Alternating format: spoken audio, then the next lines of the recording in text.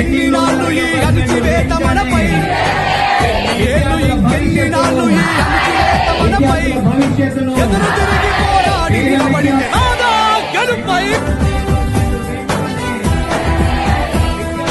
అణచివేత ఎంత అధికమైతే ఉవ్వెత్తున లేవద ఉద్యమం, కేలనతో మొదలైన పోరు నడుపుతుంది మహోద్యమం. చినుకు చినుకులు ఒకటై కురిస్తే చడివానై పడుతుంది, బహుజనులంతా దండుగా కదిలితే పాలన మనదవుతుంది. చీమలు ఒకటై పామును చంపిన చరిత మరవవద్దు, చీమలు ఒకటై పామును చంపిన చరిత మరవవద్దు. మతపు కూల్చడమే పొద్దు. కాలేజీలో రియంబర్స్మెంట్ ఫీజు వెంటనే విడుదల చేయాలని ప్రతి ఒక్క పేద విద్యార్థి అండ్ కళాశాల విద్యార్థులను కోరుతున్నాం.